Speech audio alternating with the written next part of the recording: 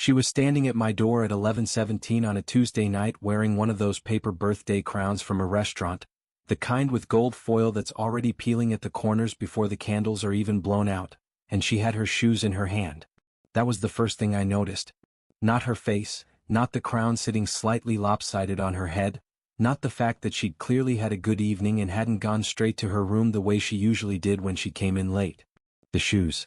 She was holding them by the straps like evidence she hadn't yet decided what to do with. Two heels, one hand swinging just slightly. One of them had a small scuff on the left side of the toe that I was fairly certain hadn't been there this morning, when I'd watched her put them on at the kitchen counter while balancing on one foot and not asking for help, which was so entirely, specifically her that I'd had to redirect my attention to my coffee mug. That was 7 hours ago. 7 hours, and she'd been to a restaurant with friends and had the kind of birthday dinner that results in paper crowns and scuffed heels, and she'd come home, and instead of going to her room she had come down the narrow hallway between our two rooms and knocked on the door between them. Not the front door. Not a text. Not a knock on the kitchen wall, which is what she usually did when she wanted me to know something without making it a formal visit. The door between our rooms.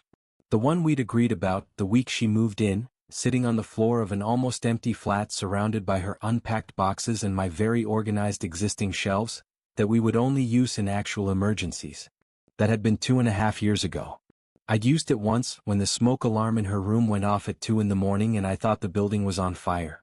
Turned out she'd fallen asleep with a candle burning.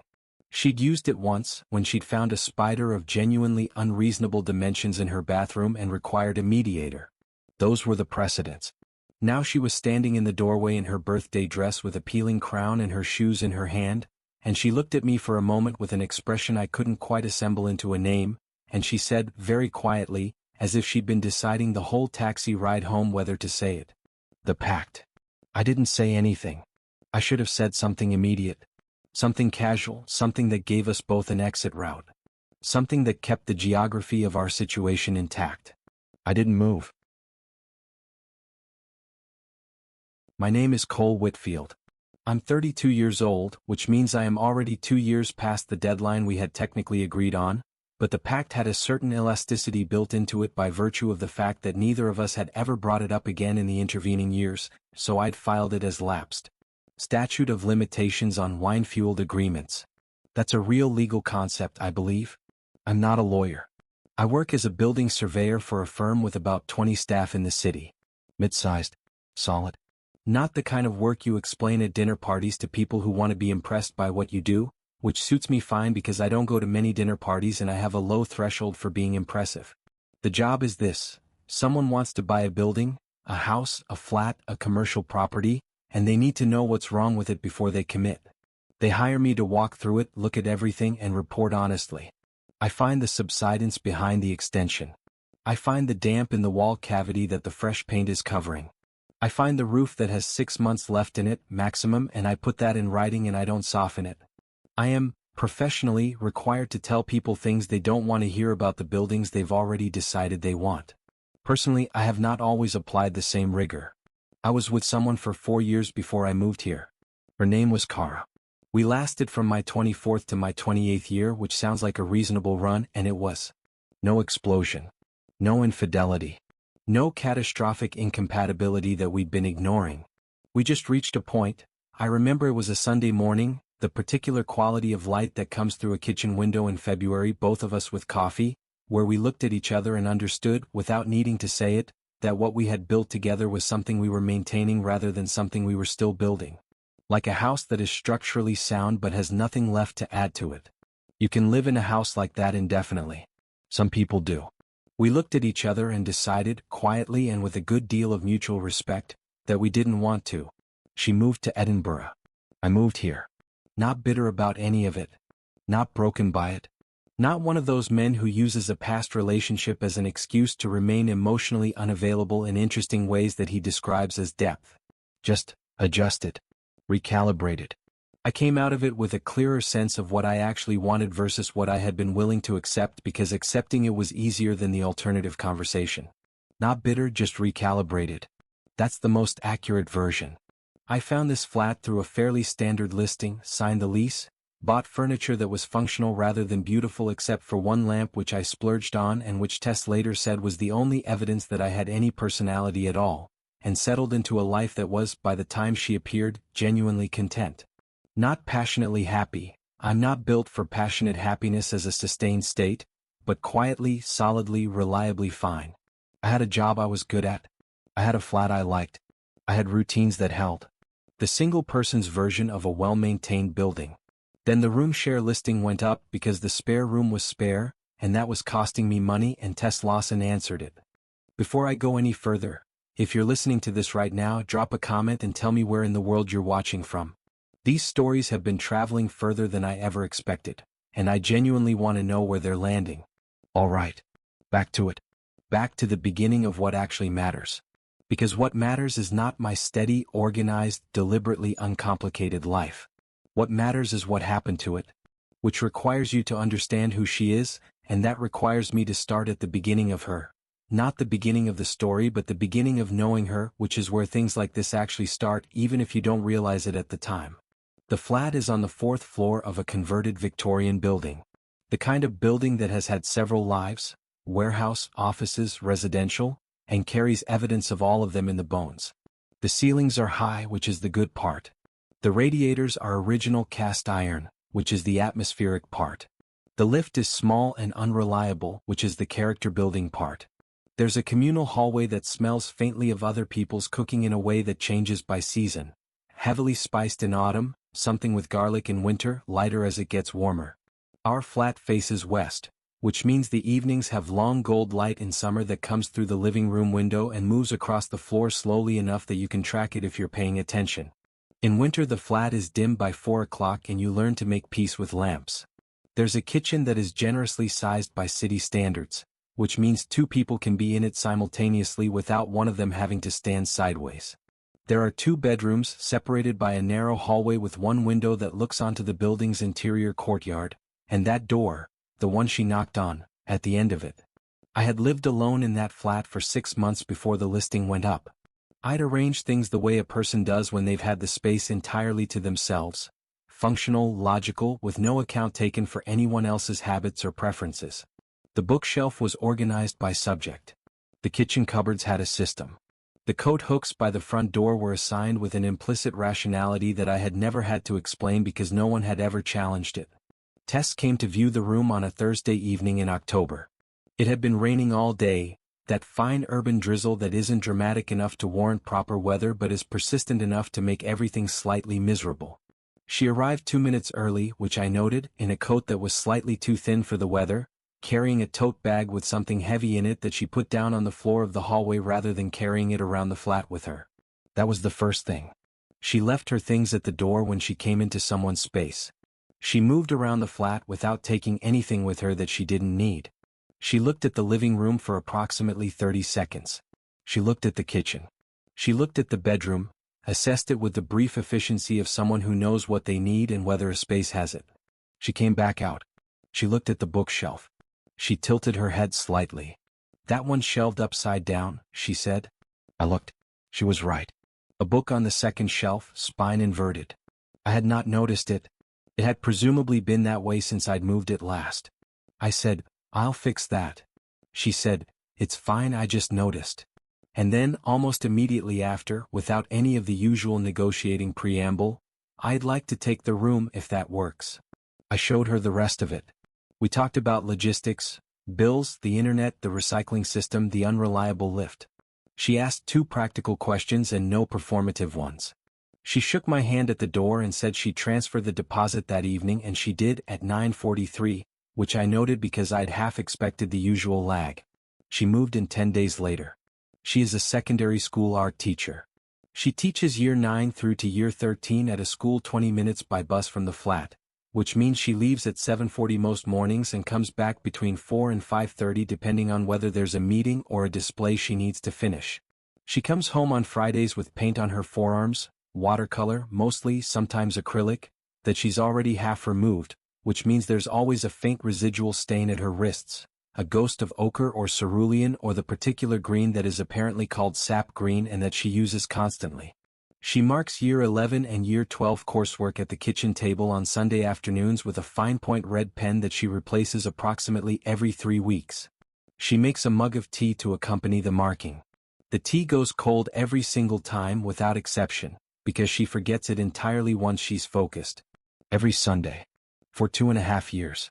The mug has been reheated in the microwave so many times I've stopped tracking it. What I can tell you first about Tess is not what she looks like. What I can tell you first is what she does, how she is in a room, the specific way she occupies space. She has a quality of stillness when she's processing something that can read as distance if you don't know her, but it isn't distance, it's the opposite. She's completely, entirely present. She's just waiting until she has something accurate to say rather than filling the gap with something approximate. I identified this about 6 weeks in, when we'd been talking about something neither of us cared about particularly, some minor irritant with the building management, and she went quiet for a moment and I thought I'd lost her, and then she said exactly the right thing with exactly the right precision and I realized the pause wasn't disengagement. It was aim. Physical description because she'd tell me to be specific or not bother. She is average height, which she considers an unremarkable thing to be and occasionally says so. Dark hair, kept in a loose braid most of the time at home, properly down when she's going somewhere, a state I see less often than I should and which, when it happens, requires a recalibration of the internal instruments in a way I had been carefully not examining. She has a small scar through her left eyebrow, about 1 centimeter running diagonally, from a bicycle accident when she was 12. She doesn't explain it unless someone notices and asks, and even then she gives the shortest version, fell off a bike. I have the full version which includes the specific hill, the gravel, the friend who was with her and cried more than she did, the number of stitches. It took 8 months and 2 bottles of wine on a Friday night to extract, and she delivered it at approximately 2 in the morning with the matter-of-fact tone of someone who finds her own past mildly interesting but not precious. I treated it accordingly as something loaned rather than offered. Her quirk, and I mean the specific, unreplicable, entirely her thing, is that she narrates decisions out loud when she's alone but believes no one can hear. Not talking to herself in the conversational sense. More like a small judicial process. I first heard it through the wall about 3 weeks after she moved in. The fridge opening, a pause, then her voice very quiet and businesslike. Right? Pasta again or make something actual? Another pause. Pasta. Fridge closing. Decision issued, no appeal. I heard this cycle repeat, with variations, for weeks before I understood it was a consistent feature and not a one-off. I never told her I could hear it. It felt like something I'd received without permission, and I'd learned enough about her by then to know she'd hate the idea of being overheard mid-deliberation. So I kept it. 2.5 years of her private judicial process, heard through a shared wall, entirely mine. The pact happened the 3rd week she lived there. A Friday late, both of us with wine on the sofa in the way that Fridays tend to earn. She had been telling me about someone she'd been seeing, briefly, a man who had been attentive and then suddenly wasn't, the way some men are as a strategy rather than a fluctuation, and I'd told her about Kara, the shape of that ending, the Sunday morning and the coffee and the mutual understanding. We were not sad about our respective histories. We were, in the way of people who have just started trusting each other, simply telling the truth about them. She said, somewhere around the 2nd glass, we should make a pact. I said, what kind? She said, if we're both still single when I turn 30, we try it? Us. She said it with her eyes clear and her voice even. Not the wine. Not a joke, though the frame of it was light. She meant it the way she means things, entirely with full knowledge of what she was saying. I said, all right. We clinked glasses. We called it sensible. We called it a contingency. We did not call it what it was, which was the two of us acknowledging, with plausible deniability intact on both sides, that the option existed. That we'd noticed it existed. She turned 30. She knocked on the emergency door. Between those 2 events was everything. 6 weeks before her birthday. That's where I need to start because that's where the shift became impossible to professionally overlook. She had been seeing someone for about 2 months by then. His name was Patrick. He was a graphic designer of the very particular kind that has strong opinions about typefaces and wears considered casual wear and talks about coffee as though it has feelings. I met him 3 times. He was not unpleasant. He was the kind of person where everything was fine and nothing was interesting, which is an entirely valid way to be and which I told myself firmly was none of my business. He came over on Thursday evenings. This had been established at some point in September without announcement, simply as a fact of the new week's architecture. I come home the first Thursday to find his jacket on the coat hook nearest the door, the one I'd always left empty because it was slightly too high for comfortable use and I'd never bothered adjusting it, which meant I always used the second hook. His jacket was now on the prime hook. By the second Thursday, I had silently and without drama migrated permanently to the third hook. I did not examine what this minor territorial renegotiation said about me. One Thursday in early October I came home later than usual from a site visit in the south of the city. The flat was lit from within in the way that means someone is in the kitchen. I could hear, before I'd opened the door, the quality of the silence inside, and a building surveyor learns after enough time to distinguish between different kinds of quiet. There is the quiet of an empty room. There is the quiet of a room where someone is concentrating. And there is the quiet of a room where two people have recently said something they cannot take back and are now being very careful with each other. I opened the door.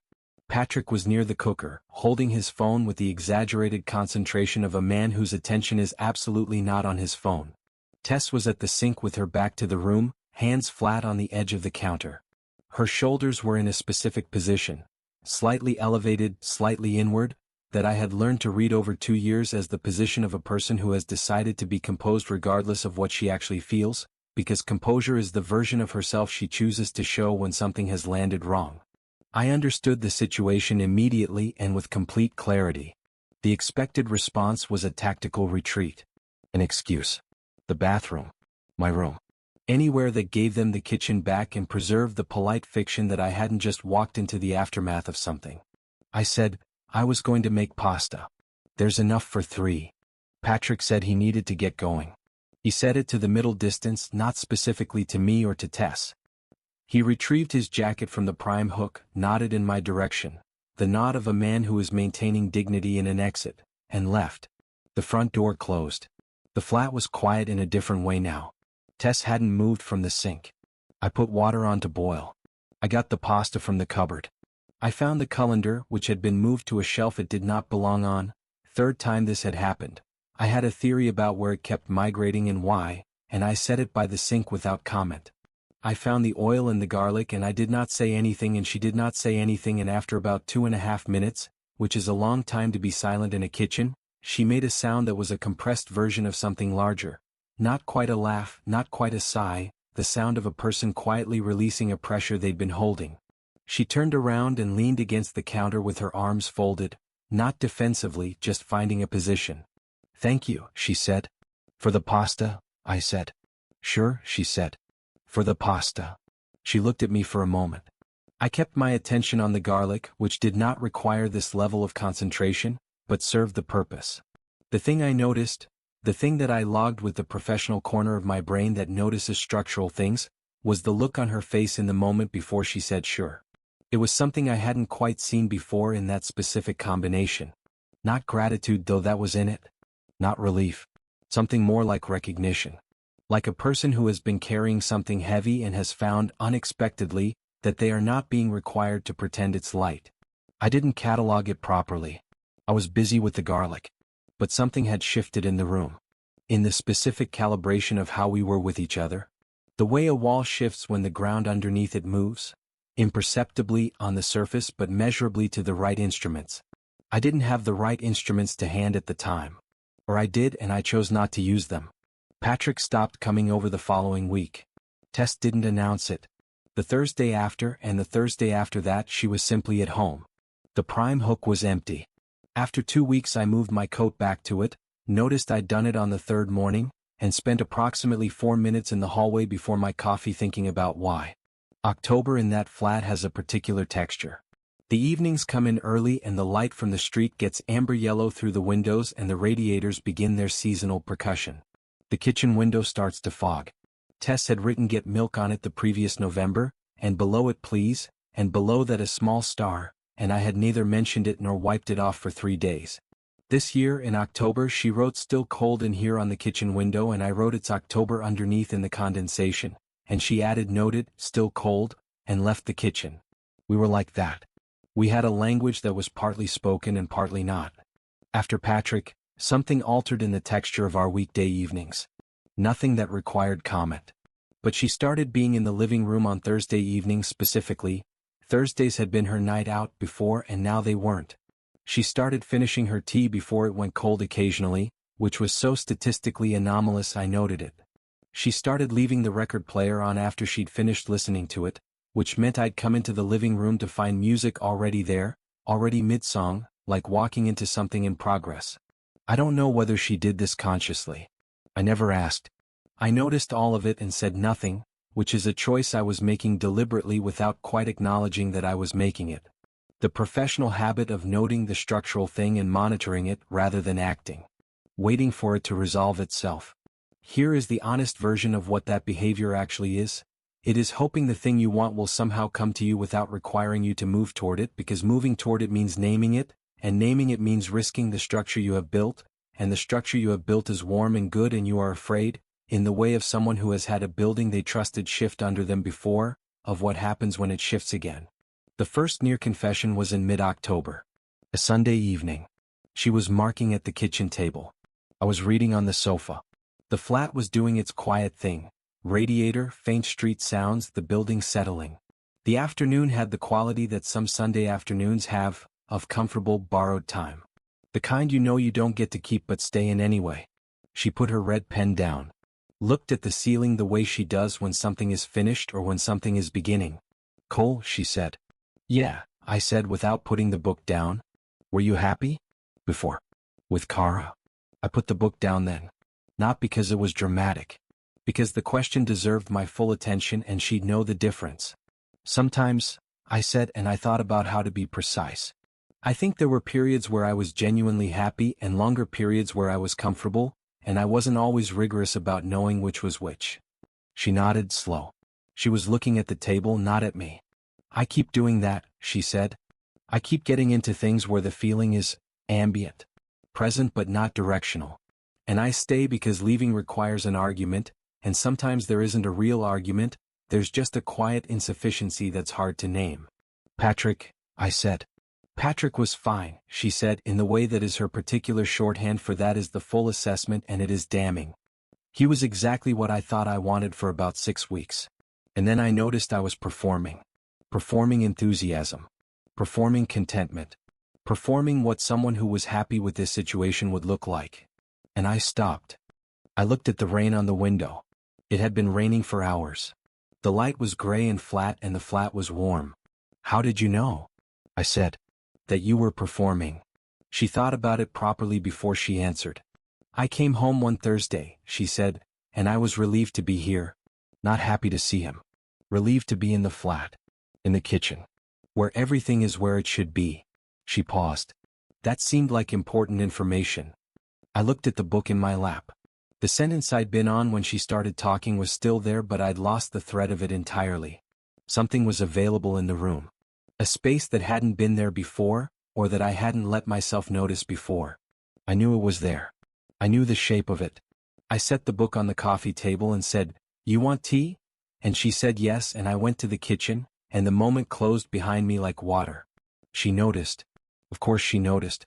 3 days later, Tuesday evening, she came into the kitchen while I was making dinner, something requiring more attention than it actually got, and she sat up on the counter in the easy way she has of treating kitchen counters as informal seating, and she said, without any approach, simply arriving at the point, "You went to make tea."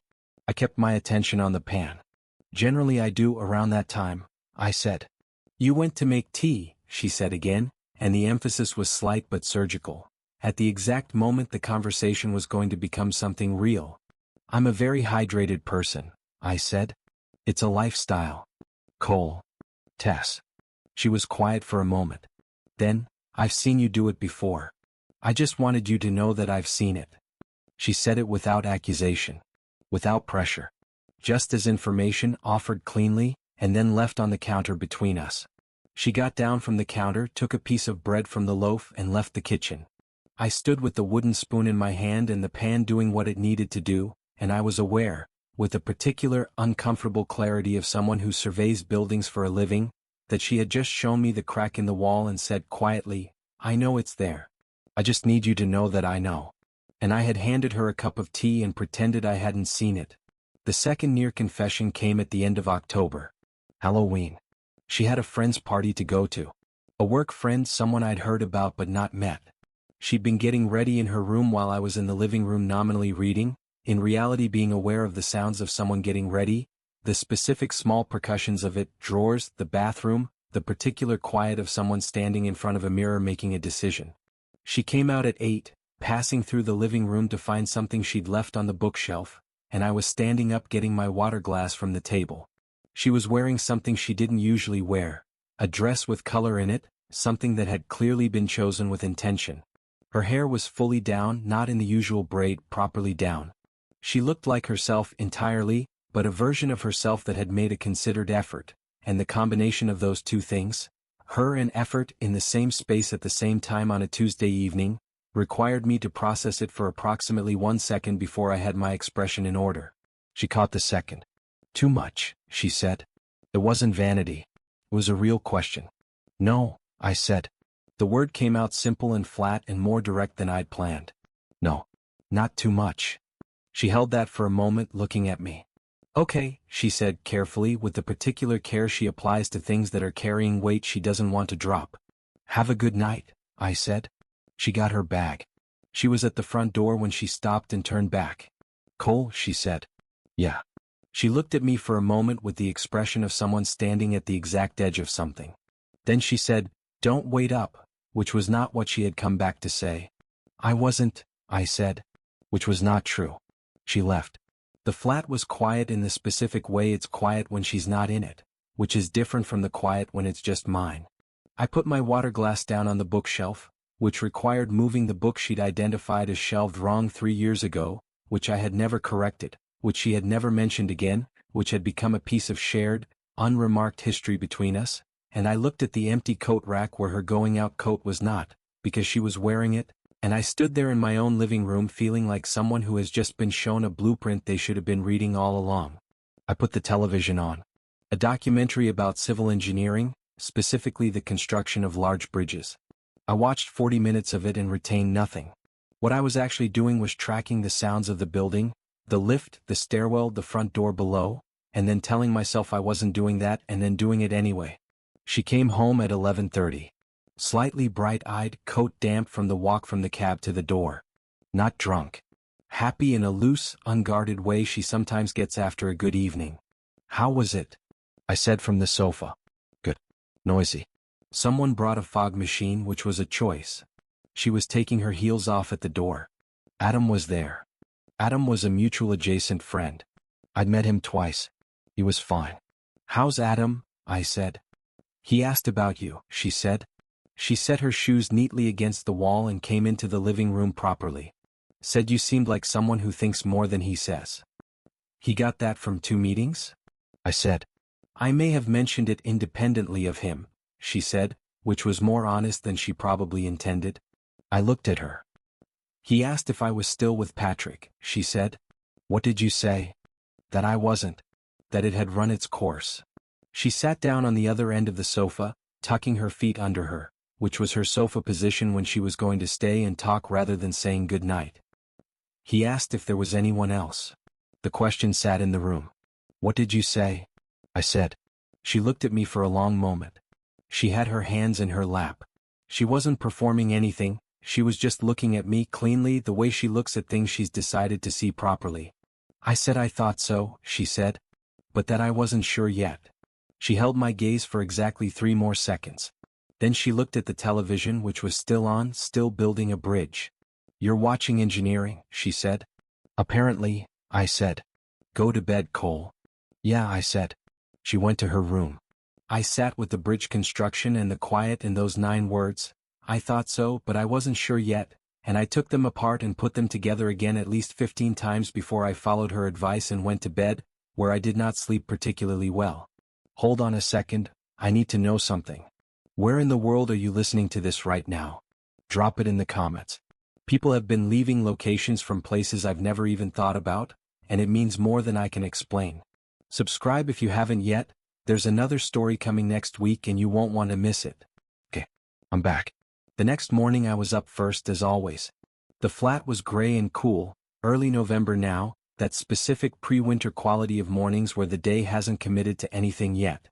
I made coffee, 2 cups, mine and hers, in the order I always made them, hers first because her mug held heat better and needed the head start, and I set them on the counter and I stood at the kitchen window and I thought about what I was doing. Not abstractly. Concretely. The specific act of making 2 cups of coffee every morning without being asked. The specific act of noting which shelf the colander had migrated to and returning it. The specific act of leaving the second hook empty for 8 months because someone was using the first one, and then moving back to it the moment that changed. The record player going when I come home. The placemats that live in a drawer.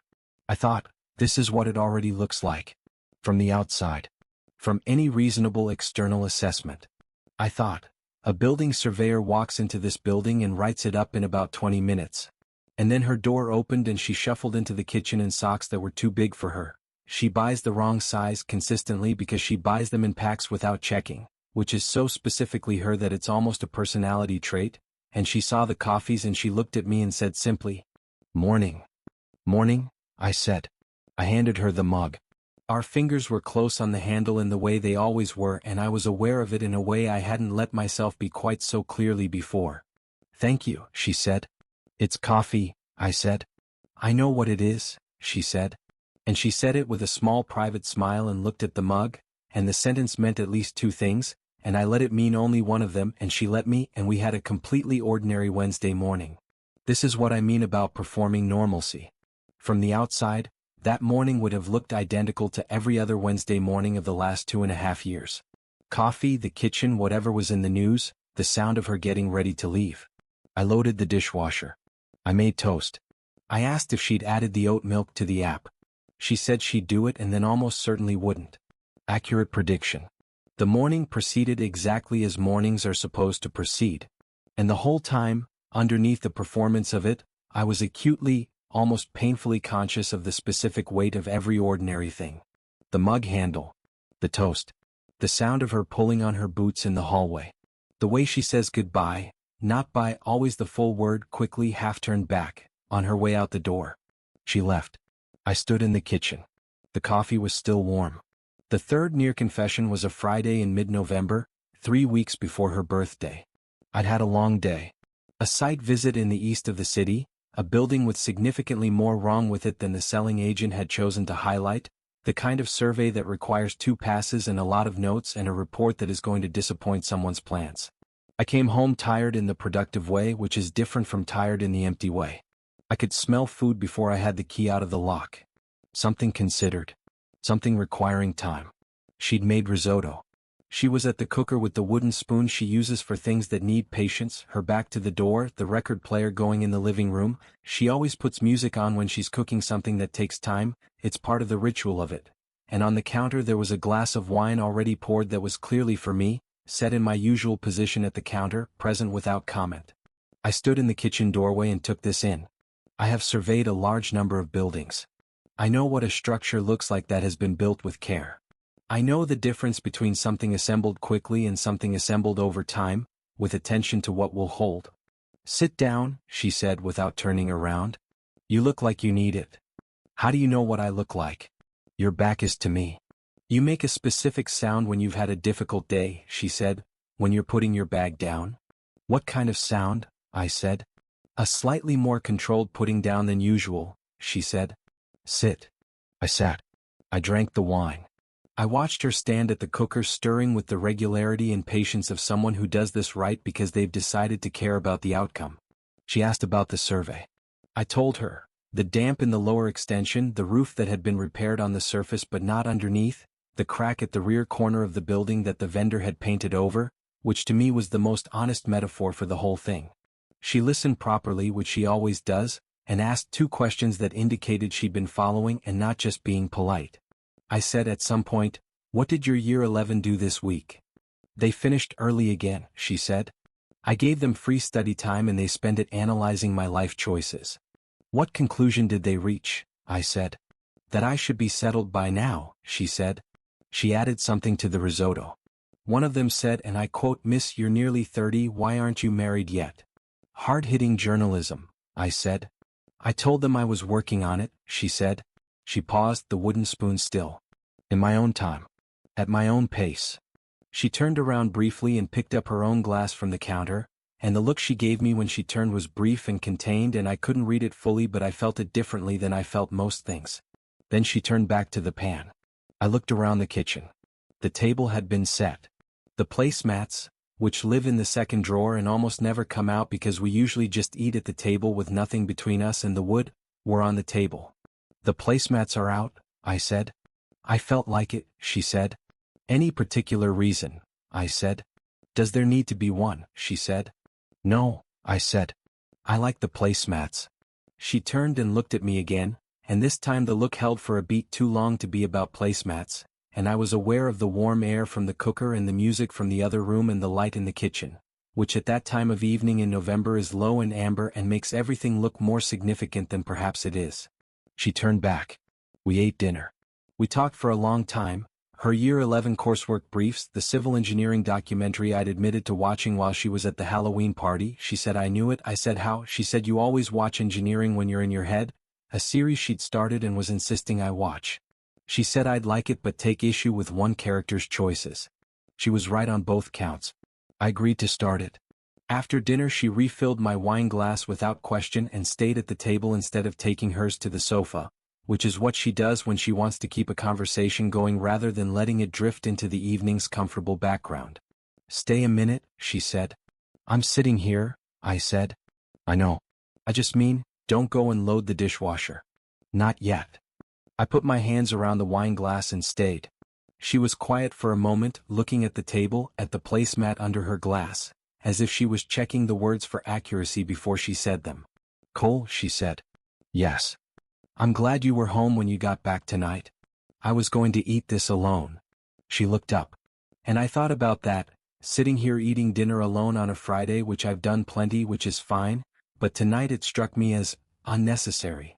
She held my gaze. When there's clearly a better option available. I looked at her. Better option, I said. Obviously, she said.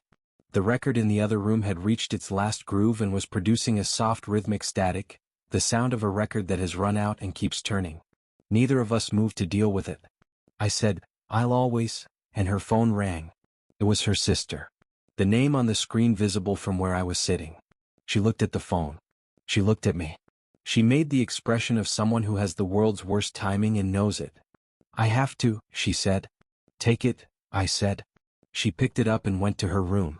I sat at the table with the placemats and the wine and the record still turning in the other room with its soft repetitive static, and I thought about what I had been going to say. I've reconstructed the end of that sentence many times.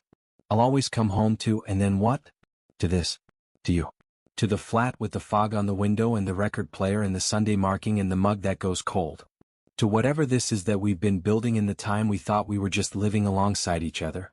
I didn't finish the sentence that night.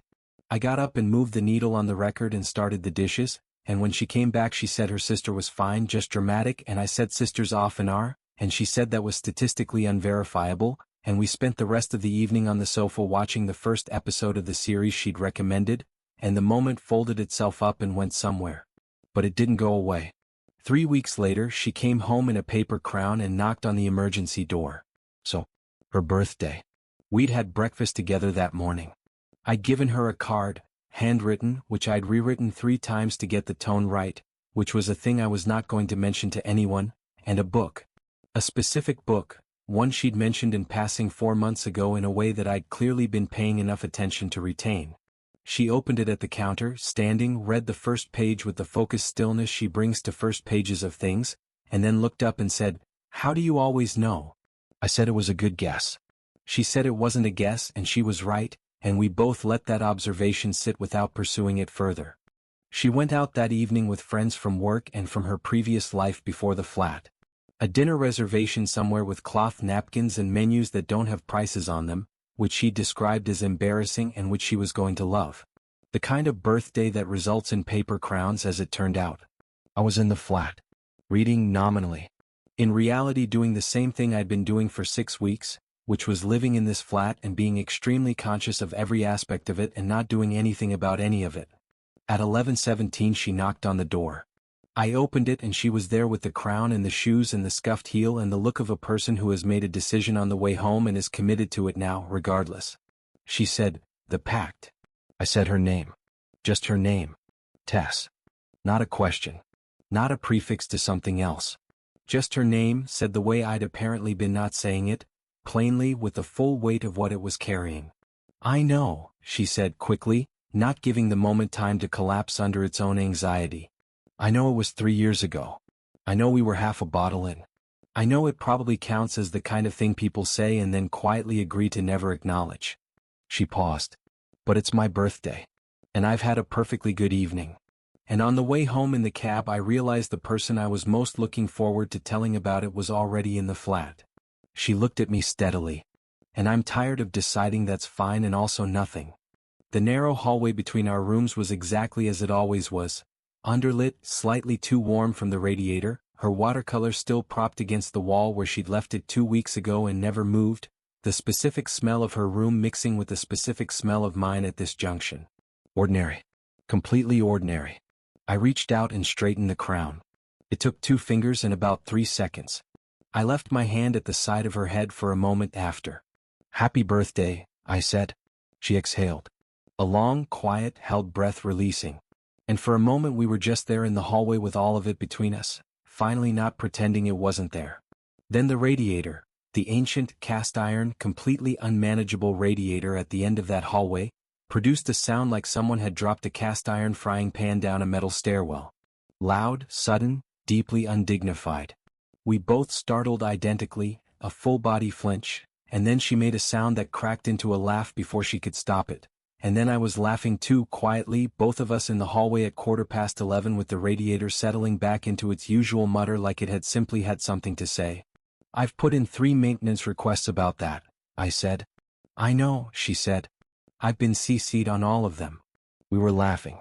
The moment hadn't left, it was still entirely there, present, accounted for, but she was also laughing in the hallway with her paper crown straight now and her shoes in her hand, and it was the most like itself the whole evening had been. If that just hit you the way it hits me every time I tell it, let me know where you're watching from in the comments. People have been finding these stories from every corner of the world and I want to know your corner. Subscribe if you haven't. A new story lands every week. Now, let me finish this one. We went to the kitchen. Not by agreement. She just moved that direction and I followed because the kitchen is where we always go, because that's where the light is on at 11 at night and that's where the table is and that's where things get resolved in this flat, apparently. She set her shoes down neatly beside the door. She took the crown off and put it on the table, which seemed like a conscious act, setting it down rather than throwing it, acknowledging that it had been part of the evening without needing to explain why she'd kept it on this long. She ran water into 2 glasses and handed one to me and kept one for herself and sat down in her usual seat. I sat in mine. "The pact had actual terms," she said. She had her hands around the glass. She was looking at it rather than at me, which was her way of being able to say difficult things without the difficulty of being observed saying them. "We said try it. That was the language. Try it. Which is, it's a reasonable starting point, I think. It's honest. It's not overclaiming. It's a reasonable starting point," I agreed.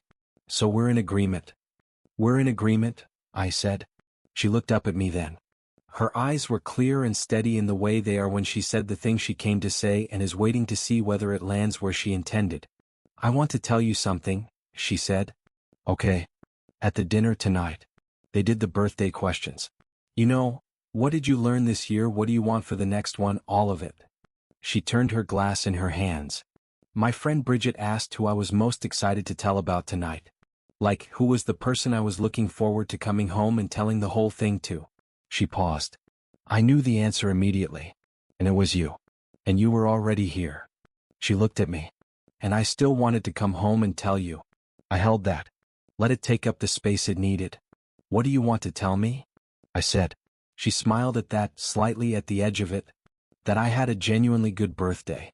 That the crown is ridiculous and I kept it on the whole cab ride home. That the book you gave me is going to ruin me in the way only good ones do." She paused. "That I have been keeping something in a drawer for a while. A fairly significant drawer. And I'm done with the drawer." "Something," I said. "Something," she said. "You know what something?" I did.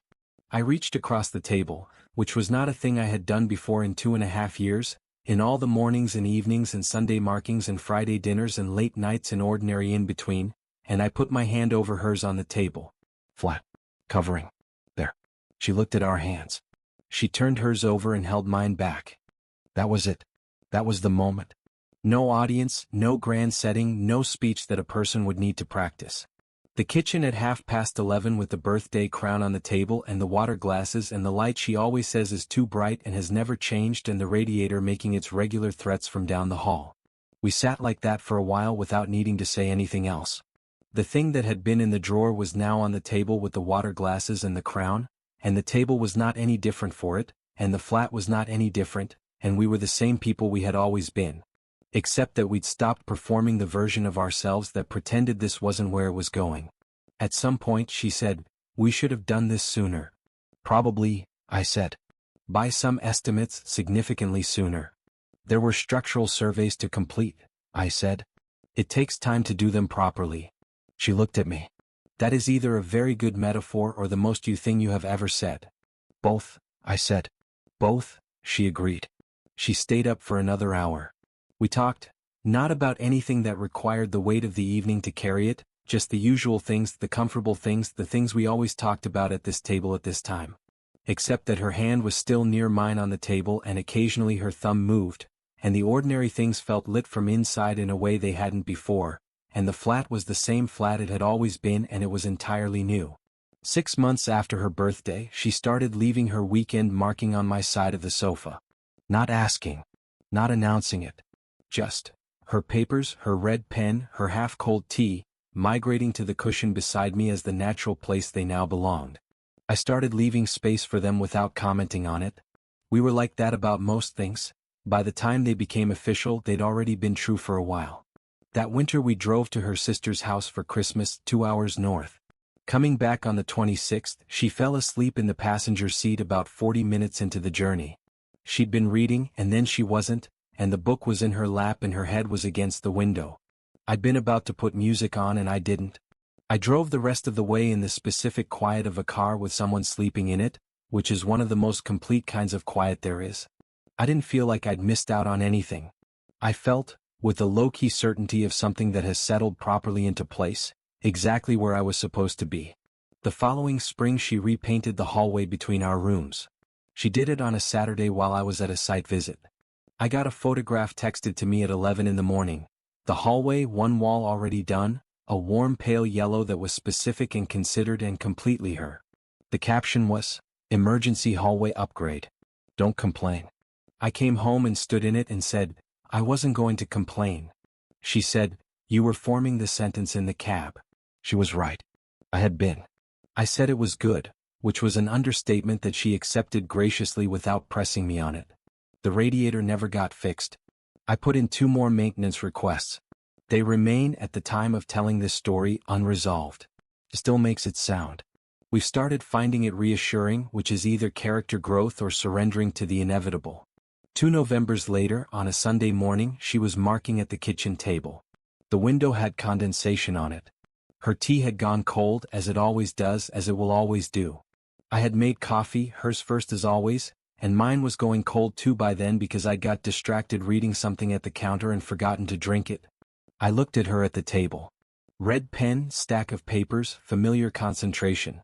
The paint trace at her left wrist that had escaped from a piece she'd been working on the day before. I said, "I want to marry you with the same practical spirit with which you took the room." She put the red pen down. She looked at me from across the kitchen. "That is," she said slowly, "possibly the least romantic proposal ever made in the English language." "I know," I said. "But you took the room." She was quiet for a moment. She looked at me with the particular clarity she reserves for things she has already decided. "There's still something shelved wrong in you," she said. "Probably," I said. "Yes," she said.